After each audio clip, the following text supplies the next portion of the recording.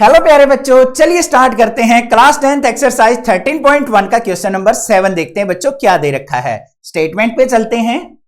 To find out the concentration of SO2 in the air, the data was collected for 30 localities in a certain city and presented below. Then find out the mean concentration of SO2 in the air. यहां पे क्या कहा है भाई, हम बारी बारी से क्या करते हैं, 30 अलग अलग कॉलोनियों के अंदर जाते हैं और वहां पे एयर के अंदर जो SO2 है ना, सल्फर ऑक्साइड, उसकी कंसंट्रेशन को मेजर करते चले जाते हैं और उस डेटा को हमने यहां पे टेबल की फॉर्म में दे दिया। Then find out the mean concentration in the air. तो हमें यहां पे SO2 सल्फर ऑक्साइड की मीन कंसंट्रेशन फाइंड आउट करनी है कि एयर के अंदर कितनी प्रेजेंट है। क्वेश्चन आ गया समझ में, क्लियर है। अब सबसे पहले हम देखेंगे यहां पे दो की दो कॉलम हमारी जो है वो क्या दे रखी हैं। पहली कॉलम है concentration of SO2 in parts पर मिलियन, ये हो गई। दूसरी हमें यहां पे फ्रीक्वेंसी दे रखी है, वो यहां पे आ गई। अब हमें क्या करना पड़ेगा भाई, पहले चेक करना है कि कॉन्टिन्यूअस डाटा है या नहीं है। कॉन्टिन्यूअस डाटा से मतलब है भाई इसकी अपर क्लास और नेक्स्ट वाले इंटरवल की लोअर क्लास बिल्कुल सेम होनी चाहिए। ये 0.04 है, यहां भी 0.04 है, तो ये हमारा क्या है, कॉन्टिन्यूअस डाटा दे रखा है। अब हमें क्या करना पड़ेगा, सबसे पहले क्लास मार्क्स फाइंड आउट करना पड़ेगा XI। क्लास मार्क्स का मतलब क्या है, जो भी हमें यहां पे इंटरवल दे रखा है ना, उसकी मिड वैल्यू फाइंड आउट करनी है। तो मिड वैल्यू कैसे फाइंड आउट होगी, इन दोनों को ऐड करो, 2 से डिवाइड कर लो, या फिर डायरेक्टली भी लिख सकते हो 0.00 से लेके 0.04 के मिड वैल्यू क्या आएगी बच्चों, 0.02, यही आएगी। फिर 4 और 8 के बीच की वैल्यू क्या आएगी, 0.06 आएगी।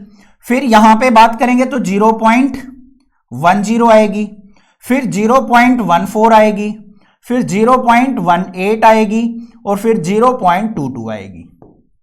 देख लो, इसको कैलकुलेट करके भी आसानी से देख सकते हो। 20 और 24 के बीच में 22 होगा, 16-20 के बीच में 18 होगा, इस प्रकार से लिख लेंगे।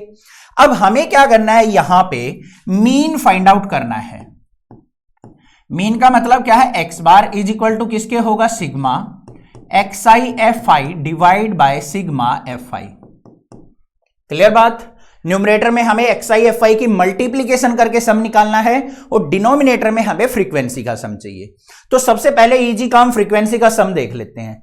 कितनी कॉलोनियों का डाटा इकट्ठा किया है, 30 कॉलोनियों का। तो हमारा फ्रीक्वेंसी का सम क्या आएगा, 30 आएगा, करके देख लो। Sigma FI is equal to आ गया 30।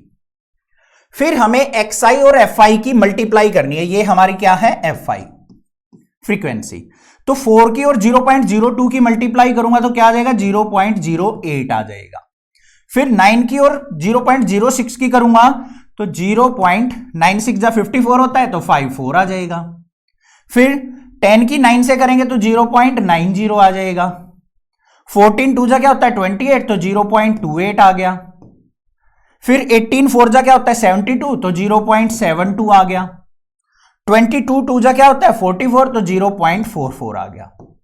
अब काम रह गया भाई इसका सम करने का। तो यहां पे देख लो सिग्मा XI FI, देखो क्या आएगा, 4 और 2 6 और 8 14 और 4 18, 18 और 8 26, कैरी 2 और 4 6 और 7 13, 13 और 2 हमारा हो गया 15 और 9 22, 15 और 9 24, 29, तो ये हमारे पास आ गया 29 और डेसिमल एज इट इज आ जाएगा। तो हमारे पास वैल्यू आ गई 0.296। अब वैल्यूज को हम अपने फॉर्मूले में पुट कर लेते हैं बच्चों। तो x bar is equal to किसके आ गया मेरा, 0.296 डिवाइड बाय 30। ठीक है, सिंपल सी कैलकुलेशन करने के लिए मैं इसको क्या करूंगा, 3 से डिवाइड कर लूंगा। 3 10 जा 30, ऊपर वाले को भी डिवाइड करो तो क्या आ जाएगा मेरे पास, 0. यहां पे 3 9 जा 27 हो गया, फिर 26 हो गया, 3 8 जा 24, फिर 2 हो गया, 3 6 जा 18। तो मेरे पास x bar is equal to आ गया बच्चों 0.986 डिवाइड बाय 10। क्लियर है, कोई प्रॉब्लम नहीं यहां तक। अब 10 आ गया तो मतलब डेसिमल एक प्लेस और हमारा लेफ्ट साइड शिफ्ट हो जाएगा। तो x bar is equal to 0.0986, ये हमारा फाइनल आंसर हो गया। बट आप अगर बुक के अंदर देखोगे ना तो वहां पे आंसर आपको 0.099 दे रखा है। अब यहां पे ध्यान से देखो बच्चों, 6 है 5 से बड़ी वैल्यू है, तो हमें इसको राउंड ऑफ करना है ना, तो आगे वाली वैल्यू में क्या होगा, एक इंक्रीज हो जाएगा, मतलब x bar is equal to क्या लिखा जाएगा, 0.099 पार्ट्स पर मिलियन।